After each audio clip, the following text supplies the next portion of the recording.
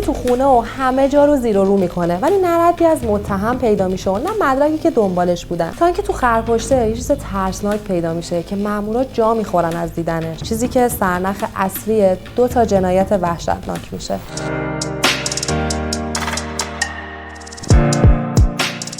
سلام دوستان عزیزم به کانال کارگاه اسمیت، خیلی خوش اومدین. پرونده امروز یه پیچیدگی عجیب و غریبی داره که باعث شده یه سورپرایز تو این قسمت داشته باشیم که حالا خودتون متوجهش میشین. ماجرایی که الان میخوام براتون تعریف کنم تو بهار سال 1372 اتفاق افتاده و برای شنیدنش باید بریم به زندان بیرجند. قبلش نگم که لایک و سابسکرایب چطوری منو کارگاه اسمیت رو سر حال میاره که خودتون میدونید. اونایی هم که هنوز زنگوله رو نزدن همین الان این کارو بکنن تا از ویدیوهای بعدی با خبر بشن. خب مهمون برنامه‌مون آقای دهقانی هست که ماهای اول سربازیشو توی زندان بیرجند خدمت میکرده و لطف کردن و پذیرفتن که قسمت‌هایی از این داستان جنایی عجیبو برامون تعریف کنم. قبلش یادآوری کنم که بنا به خواسته ایشون صورتشون پوشیده شده و اسم و صداشون هم تغییر کرده. خیلی خوب، حالا بشینید پای صحبت‌های ایشون که حرف دارن، اونم چه حرفایی. ماجرایی که اتفاق افتاده رو شنیدین آقای دهقانی یا خودتون هم شاهد بودین؟ من سرباز اوجا بودم. چیزایی هم که میخوام بگم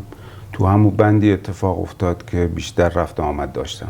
خب پس بسم الله بفرمایید، ما هم سر تا پا گوشیم. خواهش میکنم. اصل قضیه از جایی شروع شد که حراست متوجه شده بود مواد مخدر یه جریان مداومی داره به داخل زندان، ولی نمیتونستن بفهمن موش کیه. یکی از کارمنداست یا وظیفه‌است. یه مدتی هم زیر نظر بودن ولی مدرک محکمی علی کسی پیدا نکردن. توی زندانی که آقای دهقانی داره واسمون تعریف کنه تعدادی زندانی بودن از 2 تا باند خلافکار که یه جورایی رقیب هم بودن و مدام برای هم کری میخوندن و اگه یه دقیقه نگهبان ازشون غافل میشدن جنگ و دعوا شروع میشد. واسه همینم اونا رو توی 2 تا سالن جدا نگه میداشتن که فضای هواخوری جداگانه داشتن تا یه وقت پرشون به پر هم نخوره و واسه تصفیه حساب و زد و خورد را نندازن. کله گنده های 2 تا باند وکیل بندهای بنداشون هم بودن. یکی از این 2 بزرگوار اسمش عطا تیوب بود، اون یکی کیو کله. کیو کله بهش میخوره اسم تباخی باشه ولی کیو مخفف کیومرثه. کله هم که نمیدونم چرا، حالا کلهش خوب کار میکرده یا خیلی کله خر بوده، به هر حال اسمش شده بود کیو کله. حتی تیوب هم اونجور که آقای دهقانی گفتن خیلی چاق بوده و یه شکم پهلویی داشته که انگار تیوب انداخته بوده دور خودش. آقا تو رو خدا ببخشید ولی من مجبورم اینا رو با همین اسم صدا بزنم دیگه. خلاصه مدیریت زندان میدونست که این 2 تا چه سمتی تو باندشون دارن و بقیه چطور ازشون حساب میبرن. رئیس زندان وقتی میبینه نمیتونه بفهمه مواد از کجا و از طریق کی داره وارد زندان میشه یه تصمیم میگیره و یه نقشه میریزه، ولی انقدر که به هیچکی اعتماد نداشت ماجرا بین خودش و معاونش میمونه تا بتونن موشو پیدا کنن. حالا نقشه چی بود؟ رئیس زندان دستور میده که عطا تیوب و کیو کله رو به همراه چند تا از نوچه‌هاشون بندازن توی بند. حالا چرا؟ میگم براتون. رئیس میدونست اینا آروم نمیگیرن و بالاخره با هم دیگه دعوا میکنن، پس بدون اینکه کسی بو ببره توی بند شنود میذارن تا ببینن توی دعوا و حرفاشون میشه سرنخی پیدا کرد و اسمی از نفوذی برده میشه یا نه. اینا آدمای زندان دیده‌ای بودن و ترفندای زندان میدانستن. قبلا سر یه موضوع دیگه یه پلیس اهوازی به عنوان زندانی انداخته بودن تو بندشان که چش و گوش حراست باشه، ولی زندانیا لام تا کام جلوش غریبا حرف نمیزدن. مأمور از شهرستان دیگه فرستاده بودن تو که کسی نشناسدش. این جماعت هم که گرگ باران دیده بودن میدانستن ممکنه ای بابا مأمور باشه. یه بارم جوری گوشمالیش داده بودن که بدبخت افتاده بود به درمانگاه. پس چاره دیگه نذاشته بودن جز این که شنود بذارین؟ آره دیگه. قضیه برای رئیس زندان خیلی حیثیتی شده بود. هر مدیری بود میخواست نفوذی پیدا بکنه. نقشه‌شون هم گرفت؟ یه بعد از ظهری من تو اتاق حراست بودم که یه کادری که مأمور شنود بود آمد معاون حراست صدا کرد. عطا تیوب تو دعوا داشت میگفت اگه پسر عموی من به داددان نمیرسید که الان عین سگ از خماری زوزه میکشیدین. خب ما که اون موقع مثلا بیخبر بودیم. واقعا بیخبر بودین؟ نه واقعا بیخبر بودین شما؟ فکر کن 1 در 1000. خب آخرش چی شد؟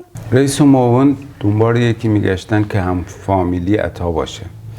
عطا فامیلیش رستمی بود. هیچ کدام از پرسنل زندان و وظیفه فامیلیشان رستمی نبود. خلاصه که نشد موشه گیر بندازن تا ای که چند وقت بعد این دوتا دوباره مثل خروج جنگی میافتن به جان هم. و این دفعه عطا یه فوشی میده به کیو، اونم به عطا میگه من اگه فلان فلان بودم که تا حالا 100 بار اعدام شده بودی بدبخت. من حرام زادم یا او پسرمود که جنس از زیر دستی های خود میگیره و سلاپنا تو بند رد میکنه. آخه آشکار اگه ولدی نبود کسی پن بارتو میکرد توی بند. با شنیده شدن این اسم تو شنود، رئیس دستور میده که اول خیلی بی سر صدا برن کمد و وسایل ستوان ولدی رو بررسی کنن که چشمتون روز بد نبینه. مامورا دستخالی که برنمیگردن هیچ مقدار زیادی شیشه تو کمد ستوان پیدا میکنن. رئیس مواد در مشت و خشم در چهره ولدی رو احضار میکنه و بهش میگه خدا رو شکر واسه تو لازم نیست توضیح بدم و خودت میدونی که اگه همکاری کنی و حرف بزنی چقدر به نفعته. ستوان ولدی منکر میشه و میگه اینو پیروز تو هواخوری پیدا کردم، گذاشته بودم تو کمد که زمینه گزارش کنم و تحویل حراست بدم، ولی چون بچه‌م مریضه اصلا هوش و حواس درست حسابی ندارم، یادم رفت. رئیس زندان این بار آروم و شمرده‌تر میگه ولدی میدونی که حکمت چیه اگه بفرستمت دادگاه؟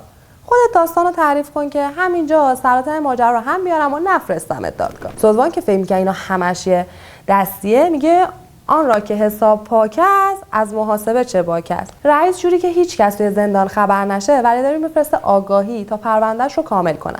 تو آگاهی اولین کاری که انجام میشه اینه که یه مأمور حسابای بانکی ستوان ولدی رو همسرش رو بررسی میکنه و نتیجه اون چیزی نبود که این پلیس فاسد ادعا میکرد. اون راست میگفت، پولی به حساب خودش واریز نشده بود ولی تا دلت بخواد پول به حساب خانومش واریز شده بود. آگاهی اولین سوالی که از این آقا پرسید این بود: چرا آدمایی که بعداً معلوم شد نسبت‌هایی با زندانیا دارن بعد رقم‌های درشت به حساب خانم شما ریخته باشن؟ اینجاست که این پلیس فاسد چاره‌ای نمی‌بینه جز اینکه اعتراف کنه که بله من جنس رو از یک رابطه می‌خریدم و وارد زندان می‌کردم. و سوال دوم، چه کسی این مواد رو برای توزیع تو زندان ازت تحویل می‌گرفت؟ اینجا بود که ولدی یه اعتراف عجیب می‌کنه که سرنخ یه داستان جنایی ترسناک میشه. ستوان ولدی میگه عطا پسر عموشو 2-3 سالی بود که غیبش زده بود و همه فکر میکردن کشته شده. ستوان میگه 5 ماه پیش که آوردنش زندان حسابی جا خوردن چون با یه فامیل دیگه تو دفتر زندان ثبت شده بود. یعنی چی؟ یعنی این آقا با یه هویت جعلی خلاف میکرد و با همون مدارکم بوده که دستگیر شده و اینجوری بود که پلیس متوجه میشه آقای عطاالله رستمی در اصل اسمش هست کمال ولدی. کمال ولدی از اون جایی که هویتش عوض کرده بود معلوم بود یه چیزیش میشد. ستوان ولدی اولش میگه لابد به خاطر مواد مخدر اسمش عوض کرده ولی بازجو بهش میگه جرم خودت سنگین‌تر نکن. علاوه بر اینکه موش زندان بودی و عامل پخش مواد، هویت اصلی پسرعموت رو هم 5 ماه مخفی نگه داشتی و اگه بعداً گندش در بیاد چه کارا کرده شک نکن پای تو هم گیره. آها، پس یعنی ستوان ولدی باید به مقامای بالا هویت اصلی عطا رستمی رو میگفته، درسته؟ حتما باید میگفت. خب مگه خلاف دیگه هم کرده بود؟ وقتی ولدی بالاخره به حرف آمد معلوم شد که کمال یه پرونده توی ورامین داره و تحت تعقیبه. یه پرونده غیر از قاچاق و توزیع مواد مخدر؟ آره خیلی سنگین تر. تا حالا یه محکوم توی زندان بیرجند داشتیم به اسم عطاالله رستمی معروف به عطاتیوب و حالا باید برگردیم به 3 سال قبل و بریم ورامین تهران تا ببینیم آقای عطا رستمی وقتی اسمش کمال ولدی بوده چی کار کرده بوده که مجبور به فرار شده بود و بساط خلافکاریش رو توی طبس پهن کرده بود. همونجا هم با یه شناسنامه جعلی زندگی میکرد. اینجا دیگه لازم برگردیم به اسفند سال 69. واسه لوکیشن ورامین باید بشینم پای روایت یه خانم. آها، این همون سورپرایزی بود که اول برنامه بهتون گفتم. ما تو این برنامه 2 تا مهمون داریم. مهمون دوم قرار از جرم اول عطاتیوب یا همون کمال ولدی پرده برداری کنه. ایشون هم مثل آقای دهقانی برای ما روایت جذابی داره که بریم بشنویم. چه نسبتی با کمال ولدی داشتی؟ خواهرم زن اون خدا بیامرز بود. من خیلی کوچیک بودم. اون موقع خواهرم که زن کمال بود بزرگترین بچه خونمون بود. من تعتقلی. خب از کجا بگم؟ از هر جا که راحتی. گفتنی که زیاده، موندم از کجاش بگم. تا خدا دستش بیاد از کجا شروع کنه من یه مقدمه بگم از زندگی کمال و خانومش. کمال یه تعویض روغنی تو ورامین داشت. اونجوری که خدا میگه خیلی زبون باز بود، از اونا که 1000 تا خبط و خطا میکنن ولی با خوش سرزبونی 4 تا بامبول به هم میوافن و قضیه رو جوری فیصله میدن که خانم قربون تصدقشون هم بره. 5-6 سال بعد از ازدواجشون که دیگه 2 تا بچه کوچیک داشتن، دیگه سر و صدای زنش در میاد که تو هرچی در میاری خرج عیاشی خودتو دوستات میکنی. حالا که کلی بدهی بالا آوردی، کجا اون رفیقایی که هی از شکم منو بچه‌ها زدی ریختی تو حلقشون؟ پس بدهکارم شده بود. یه طلبکار خیلی سمج هم داشت، گهگاهی میومد دم خونه، آدم بدذاتی بود. یه بار که خواهرم همون بود، بچه در باز میکنه، این آقا میاد تو همه جا رو میگرده. وقتی مطمئن شه کمال خونه نیست، میره پشت در حموم، به خواهرم میگه به شوهر نامردت بگو پول منو ندی، دفعه دیگه طلبمو مثل یه جنتلمن با زنت صاف میکنه. آخه بنده خدا بکن خیلی با معنی جنتلمن آشنا نبوده انگار. همون یه چیزی شنیده بود، خوشش اومده بود یه جا بگه. خواهرم میگه از ترس داشتم سکته میکردم. از یه طرف نگران بچه‌ها بودم بلایی سرشون نیاره، از یه طرفم جرئت نمی‌کردم از همون بیام بیرون.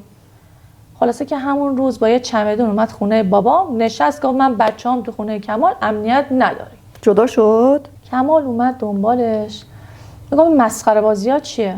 امنیت ندارم یعنی چی؟ هیچ غلطی نمیتونه بکنه. اصلا جیگرشو نداره. واسه حال منو بگیره، منم حال ننه‌شو میگیرم واسه. خلاصه خواهرم برد خونه، ولی میدونین راهکارش چی بود؟ به جای اینکه پول جور کنه طلب یارو رو صاف کنه، به خواهرم گفته هر وقت میخوای بری حموم در خونه رو قفل کن، بچه نتونه در رو وا کنه. چه علی بی‌غمی بوده. تا شهریور 69 این اتفاقا رو داشته باشین تا من ببرمتون اسفند 69. بودن 6 ماه بعد از این قضایا که یه روز 2 تا مأمور میان در خونه کمال و سراغش رو میگیرن که زنش میگه رفته تهران جنس بیاره واسه مغازه. حالا ماجرا چی بوده و چی کار داشتن با کمال رو میگم براتون. طلبکار جنتلمن کمال رو که یادتونه، گویا اواخر آبان جسدش پیدا میشه که با چند تا ضربه چاقو به قتل رسیده بود. پلیس که دنبال قاتل بود از کمال هم به عنوان مظنون بازجویی میکنن، ولی هیچ مدرکی علیهش پیدا نمیشه که ربطش بده به جنایت. حالا بعد از 4 ماه رفیق کمال دستگیر شده بود و توی اعترافاتش گفته بود که کمال سر بدهی با طلبکارش دعوا شده بود و کمال به طرف چاقو زده و فرار کرده. این بار پلیس واسه محکم کاری با حکم بازرسی میره در خونه کمال و شروع میکنن گشتن تو انباری و خرپشته زیر یه عالم خرت و پرت به یه شیشه الکل با یه دست زنونه برمیخورن، دستی که از مچ قطع شده بود. یه دست قطع شده تو الکل؟ خدا، انگار توی ساک برزنتی سفری که لباسای کمالم توش بود اینو پیدا میکنن. بنده خدا خواهر تو اون خونه چیا که ندیده بود. خواهرم میفته به تته پته، فشارش میفته، حالش بد میشه. مامورام زنگ میزنن تیم جنایی بیان خونه رو بررسی کنن. دستم میدن به آگاهی که قضیه رو روشن کنه دیگه. 2-3 روزی از کمال خبر نشد. خواهرم هم دیگه مطمئن شده بود که کمال طلبکار رو کشته. از کجا مطمئن شده بود؟ انگار همون شبی که قتل انجام شد، کمال با حال بد و لباس خونی اومده بود خونه، به خواهرم گفته بود با طلبکار بحثش شد. میگه طرف گفته یه روزی تلافشی سر زنت در میارم، منم به خاطر تو چند تا خط انداختم رو صورتش، ولی نمیگه کشتمش. خلاصه پلیس در به در دنبال کمال میگرده. خواهرم هم که دیگه مطمئن شده بود کمال پاشگیره، سیر تا بیاز جریان دست بریده چیزو میذاره کف دست پلیس. یادتونه گفتیم شهریور زن کمال بارو بندیلش رو جمع کرد و از ترس طلبکارا رفت خونه پدرش. آقا کمال هم که بیکار نشسته بود، میبینه شهر خالی، جاده خالی، کوچه خالی، خونه خالی، اونم که حالی به حالی پای یکی رو به خونه وا میکنه که نباید، با یکی شایسته نامی. شایسته زن مطلقه بود که اومده بود تهران و گویا تا دستش بنده شغل درست و درمون بشه تو صنف آبرومند خیابونی یه لقمه نون خوش میزد و تو ماشینایی که جلوش ترمز میکردن و میخورد و 1000 بار شکر خدا رو میگفته. یه بارم که نشسته بود صندلی جلوی ماشین کمال خان، گویا ماشین رو پسندیده و دیگه پیاده نمیشه. بزرگوار کف مطالباتش این بوده که عقد کمال بشه. مدتی میگذره تا اینکه زن کمال بالاخره بعد از 1 ماه راضی میشه برگرده خونه که یه مدت بعد میبینه یه طلبکار دیگه سر و کلش پیدا شده که این یکی خود کمال رو طلب داره. شایسته خانم که از خودش رونمایی میکنه، حسابی کمال کفری میشه و میره سراغش که این چه غلطی بود کردی، من تو خرج و مخارج همین یه زن موندم، زن دوم واسه چیمه، تازه اگه میخواستم زن بگیرم هم خب از کف خیابون که ور نمیداشتن دیگه، خوشخواب فنر در رفته یه شهر رو که دیگه نمیگرفتن. این حرفا شایسته رو میندازه سر لج و یه بار زنگ میزنه خونه کمالو تا آدرس قوطی زردچوبه‌ای که درش چربه و کاغذ کلاسور اندازه‌های خیاطی دور کمر و قد و فاق زن کمالو خواهر مادرش رو که زیر فرش اتاق پیدا کرده بود به ایشون میده تا قشنگ ثابت کنه که چند هفته در نبودش تو اون خونه زندگی کرده. زن کمالم این بار 2 تا چمدون میبنده و میره خونه باباش. کمالم که گفتم خیلی خوش سر و زبون بود، یه جورایی راضیش میکنه که برگرده و میگه این یه زن خرابه که با رفیقم دوسته. وقتی تو نبودی من چند بار کلید خونه رو دادم، اینو خبر مرگشون برن اونجا. من با رفیقم سر یه چیزی بحثم شده، اونم این زنیکر انداخته وسط که زندگی منو خراب کنه. بازی اینا رو نخور. چند وقت بعدم که شب با گریه و لباس خونی خودشو میندازه بغل زنشو میگه واسه اینکه عشقمو به تو ثابت کنم رفتم یارو طلبکارا رو چاقو زدم که بفهمی ناموس این دنیا اون دنیا تویی. ولی این وسط شایسته ول کنه ماجرا نبود و آخرین بار میره در خونه پدرزن کمال و دستشو با یه حلقه طلایی که اسمش روش نوشته بود نشون میده و میگه من و کمال عقد کردیم، حالا خودتون یه فکری به حال دخترتون بکنین. جار و جنجالی به راه میفته که نگم براتون. این بار کمال واسه اینکه زنشو برگردونه یه روز با یه شیشه الکل میره خونه. الکل کله گرم کن نه، یه شیشه الکل طبی که دست شایسته خانم توش بوده با همون حلقه ازدواج قلابی و میگه من این هرزه رو کشتم، این هم دستی که گفته بود من حلقه کردم توش. جلل مخلوق. عجب کمالی بود این بابا. آقا دیگه با آدم بگن کمالگرا آدم خوف میکنه که. پلیس جنازه سوخته شایسته رو 6 روز قبل پیدا کرده بود.